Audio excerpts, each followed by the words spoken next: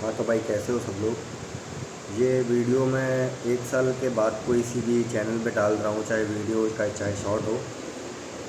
लेकिन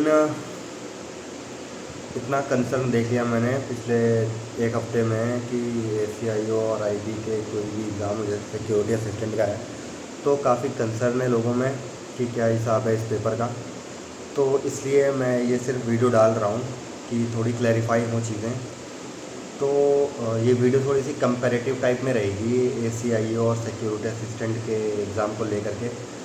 तो जैसे सिर्फ पहले एग्ज़ाम की बात की जाए तो ऐसा है कि पैटर्न जो है वो दोनों का लगभग सेम है। ठीक है, जैसे टीयर 1 होगा ऑब्जेक्टिव, टीयर 2 होगा वो थोड़ा डिस्क्रिप्टिव टाइप में होगा, और टीयर 3 जो होगा वो इंटरव्यू बेस पे होगा। उसके बाद फाइनल मेरिट लिस्ट बनेगी, उसके बेस पे फिर तीनों के मार्क्स जुड़ेंगे, उसके बाद फिर फाइनल मेरिट लिस्ट बनेगी। तो ACIO की और सिक्योरिटी असिस्टेंट के अगर जो पहला टीयर 1 का एग्ज़ाम है वो पूरा डिट्टो एक जैसा है। ठीक है, 100 नंबर का दोनों का पेपर है, दोनों ऑब्जेक्टिव हैं, दोनों में 5 सब्जेक्ट वही कॉमन वही आएंगे। ठीक है कि 20 नंबर की स्टैटिक जीके आ गई, 20 की करंट अफेयर्स आ गई, 20 की रीजनिंग, 20 की क्वांट आ गई, 20 की इंग्लिश आ गई। ठीक है, 100 नंबर का ये हो गया। इसके बेस पे अब थोड़ा डिफ़र करेगा कि ACIO अगर है तो अगर जो टीयर 1 क्वालिफाई करेगा उसका ही टीयर 2 होगा। इंटरव्यू की अभी बाद में है। ठीक है, ACIO को लेकर के।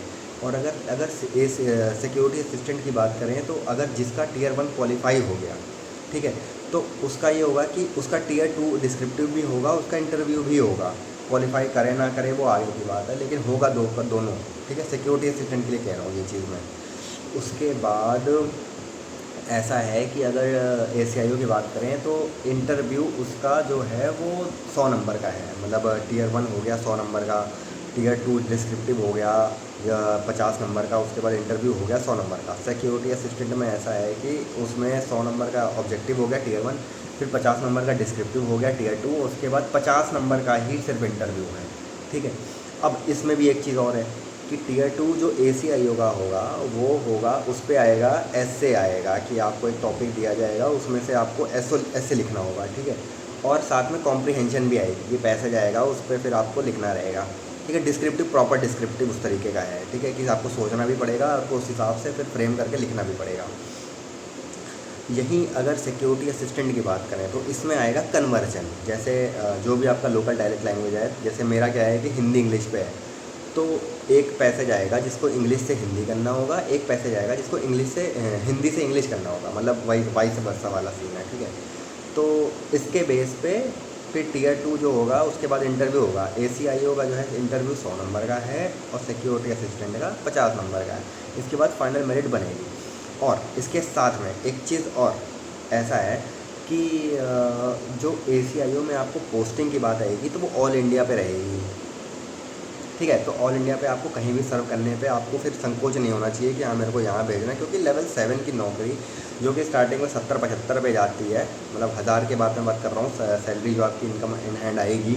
लेकिन अगर आप IB में जाते हो तो आपकी इन हैंड सैलरी 90 के आसपास आती है, क्योंकि आपको बेसिक का 20% एज अ सिक्योरिटी के लिए भी पैसा अलग से मिलता है। ठीक है, और तो ये चीज़ सेम चीज़ है सिक्योरिटी असिस्टेंट के लिए भी, जो लेवल 3 की नौकरी है उस पर भी एप्लीकेबल है कि बेसिक का आपको 20% एक्स्ट्रा मिलेगा सिक्योरिटी के नाम पे। ठीक है, उसके अलावा जो सेंट्रल गवर्नमेंट के जो पर्क्स एंड जो होते हैं बेनिफिट्स होते हैं वो भी मिलेंगे, लेकिन 20% आपको अलग से सिक्योरिटी के लिए मिलेगा। और एक चीज़ ये है कि पोस्टिंग जो आपकी होगी, जो आप अप्लाई करोगे PIB, मतलब जो SIB होगी, सब इंफॉर्मेशन ब्यूरो का जो ऑफिस होता है, तो अगर सिक्योरिटी असिस्टेंट का कर रहे हो, सिक्योरिटी असिस्टेंट का अगर एग्ज़ाम अप्लाई कर रहे हो तो फॉर्म के टाइम पे ही आपसे पूछ लिया जाएगा कि हाँ आप कौन से SIB के लिए अप्लाई कर रहे हो। तो आपको पर्टिकुलर वही वाला चूज़ करना है जहाँ पे आप अपनी पोस्टिंग चाहते हो। ठीक है, वहाँ पे आप मतलब एक बार नोटिफिकेशन चेक करोगे तो आपको पता चल जाएगा कि कौन सी SIB में कितनी वैकेंसीज हैं आपकी, मतलब कैटेगरी के हिसाब से। तो देख लेना जहाँ पे वैकेंसी हो तुम्हारी और तुमको वहाँ पे करनी हो, फिर वही अप्लाई करना। तुमको मतलब फिर फॉर्म भरोगेगा 650 रुपये का, तो तुमको वही नौकरी मिलेगी, अगर मिलेगी तो नहीं मिलेगी। सिंपल सी ऐसी बात है। लास्ट टाइम मैंने वीडियो डाली थी, मैं इंटरव्यू दे के आया था, मेरी प्रिपरेशन कम थी, तो इंटरव्यू का रिव्यू भी मैंने डाला था। मैंने पूरी तरीके से डिस्क्राइब तो नहीं किया था कि जो भी थे, लेकिन मैंने रफली बता दिया था कि हाँ ऐसी ऐसी बातें हुई थी वहाँ पे। तो उसमें ऐसा भी था, उन्होंने ये पूछा था कि हाँ तो तुम अगर तुम्हारा सिलेक्शन हो रखा है और लेवल 4 की, तो तुम लेवल 3 की क्यों करना चाह रहे हो। तो मैंने इसका भी अपने मतलब उस हिसाब से आंसर दिया था कि हाँ मेरे को होम टाउन लखनऊ में अगर मिल जा रही है तो फिर मैं लेवल 4 छोड़ दूँगा, लेवल 5 भी छोड़ दूँगा। लेवल 5 खैर मैं वैसे छोड़ के बैठा हुआ हूँ, लेकिन ये था कि लेवल 3 अगर मिल जा रही है मेरे को होम टाउन में, तो लेवल 4 में छोड़ दूँगा, कोई दिक्कत नहीं है मुझे, लेवल 3 में कर लूँगा अपने होम टाउन में, मेरे को वो मंजूर है। तो खैर फाइनल लिस्ट में नाम नहीं आया था मेरा लखनऊ में। 2022 की वैकेंसी थी वो, 2023 की, उसमें वैकेंसी भी बहुत कम थी, तो मे भी जो भी रीज़न रहा नहीं हुआ उसमें मेरा सिलेक्शन। ठीक है, लेकिन दूसरी जगह पे मैं कर रहा हूँ, मतलब और भी मैंने मेरी कई नौकरियाँ लगी थी लेकिन छोड़ छाड़ दी। तो बाकी लोगों को खैर वैसा वाला था कि वेटिंग लिस्ट वाला सीन था, तो नौकरी मिल गई बाकी लोगों को मेरे बाद में, मेरी अनविलिंगनेस भरने के बाद। तो ये कहना कि तुम नौकरी खा रहे हो लोगों की और सीट वेस्ट कर रहे हो, तो ऐसा गलत रहेगा, क्योंकि मतलब मैंने जब अनविलिंगनेस भर दी तो दूसरे को नौकरी मिल गई, मेरे अगले बंदे को। तो मैं एक कर रहा हूँ क्योंकि एक बंदा एक ही नौकरी कर सकता है, तो दो नहीं कर सकता है। तो वो कहना गलत रहेगा कि मैं दूसरे की नौकरी खा गया या मैंने सीट खा ली। ठीक है, तो उसके अलावा अगर कोई और वैसा कंसर्न है, फ़िज़िकल मेजरमेंट्स, अच्छा हाँ मेरे से पूछ रहे थे। तो फ़िज़िकल मेजरमेंट्स का ऐसा है कि कहीं पे अपर लिमिट या लोअर लिमिट नहीं दी है हाइट वगैरह को लेकर के, लेकिन ऐसा है कि वहाँ हाइट को देख दी हुई है, वेट को नहीं दिया है कि वेट कितना होना चाहिए। ठीक है, और चेस्ट के मेजरमेंट को नहीं दी है, लेकिन हाइट का ऐसा है कि मिनिमम 165% होनी चाहिए हाइट। ठीक है, चाहे वो ACIO की हो या फिर सिक्योरिटी असिस्टेंट की हो।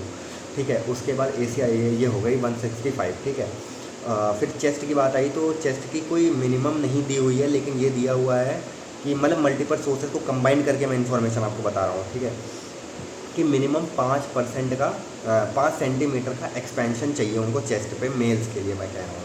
ठीक है, तो बाकी जनरली जैसे मैंने BSF का भी निकाला हुआ है, जो भी किया हुआ है, तो उसमें ये रहता है कि 81 सेंटीमीटर का या 81 सेंटीमीटर का मेरे ख्याल से लगते हैं वो, कि 81 सेंटीमीटर्स आपकी नॉर्मल होनी चाहिए, उसके बाद मिनिमम 5 सेंटीमीटर का एक्सपेंशन चाहिए उनको। ठीक है, तो उस हिसाब से देख लेना, मतलब अगर एक्सपेंशन जैसे तुम वगैरह जिम वगैरह करते हो या पुशअप वगैरह करके मारते हो, तो एक्सपेंड तुम बहुत ज़्यादा कर दोगे। जैसे मैंने जब दिया था तो मैंने 10% का एक्सपेंशन दे दिया था उनको, तो उतने की वैसे कोई दिक्कत नहीं आएगी, वो तो तुम कर दोगे। ये तो मैं मतलब जान रहा हूँ, अगर तुम पुशअप वगैरह या थोड़ा बहुत वर्कआउट कर रहे हो, सांस वगैरह लेने में तुमको कोई दिक्कत नहीं है, तो एक्सपेंशन तुम कर दोगे 8-9 सेंटीमीटर का। ठीक है, तो लेकिन मिनिमम थोड़ा मैं बोलूँगा कि इन्होंने नहीं बताया हुआ है, ACIO ने या सिक्योरिटी असिस्टेंट के लिए IB ने कहीं नहीं बताया हुआ है। ठीक है, तो फिर भी मैं बोलूँगा कि हाँ 81% का तुम 81 सेंटीमीटर का तुम मान के रखना कि हाँ इतना तो कम से कम चाहिए, उसके बाद 5-6 सेंटीमीटर का एक्सपेंशन चाहिए। ठीक है, वेट के लिए इन्होंने कहीं कुछ नहीं बताया है, तो BMI वगैरह देखते रहना, ओवर वेट मत रहना। तो अगर, क्योंकि ऐसा है ना कि जब तुम इंटरव्यू में जाओगे तो तुम्हारा फिर वो ओवरऑल देखते हैं कि तुम्हारी पर्सनैलिटी क्या कह रही है, तुम क्या कह रहे हो, तुम्हारी बॉडी लैंग्वेज क्या कह रही है, सारी चीज़ें देखी जाती हैं। क्योंकि उसमें अगर जैसे 5 लोग बैठे हैं, एक सामने बैठा है, 2 लेफ्ट 2 राइट, ठीक है, ऐसे बैठते हैं वो, ऐसा ऐसा सेटअप रहता है उनका। तो उसमें से 2 साइकोलॉजिस्ट भी रहते हैं। ठीक है, जो तुम्हारा बॉडी लैंग्वेज और जो तुम्हारा पॉस्चर, ये सारी चीज़ें वो मतलब वहाँ पे ऑब्जर्व कर, वो बोलेंगे नहीं, तुमको पता नहीं चलेगा, लेकिन वहाँ पे वो चीज़ ऑब्जर्व हो रही होती है। तो इस चीज़ का ध्यान रख लेना थोड़ा सा। और आई साइट का ये है कि देखो, कलर ब्लाइंडनेस को वो बाहर कर देंगे मेडिकल में। ठीक है, ऐसा है। ठीक है, नॉक नीज बाहर कर देंगे, बोलेक्स बाहर कर देंगे, और आई साइट तुम्हारा, लेकिन ये है कि हाँ चश्मा हो या ना हो, दोनों तरीके से तुम्हारा जो लॉन्ग साइड का व्यू है ना, तो वो तुम्हारा एक आई का 6/6 और एक का 6/9 होगा। परफेक्शन जो कहते हैं वो ही चलेगा उस पर, फिर और नहीं चल पाएगा। मतलब मैं सच बता रहा हूँ, मैं तुमको मतलब वो नहीं करूँगा कि भाई तुम और जगह चेक करना पड़े तुम्हें, या फिर तुम मतलब उस पर कन्फ्यूज़ रहो, तो ऐसा कुछ नहीं है, मैं तुमको एकदम क्लियर बता दे रहा हूँ। और कुछ होगा तो खैर कमेंट करना, बताना, तो फिर मैं देखूँगा, शॉर्ट वगैरह बना दूँगा। इतनी लंबी वीडियो 10 मिनट की खैर मैं डालता नहीं हूँ, बनाता नहीं हूँ कुछ, 1 साल से वैसे ही ऐसे पड़ा हुआ है। तो फिर चलो ठीक है, और कुछ होगा तो बताना मुझे, या फिर रिप्लाई दे दूँगा मैं उस हिसाब से। चलो बाय बाय।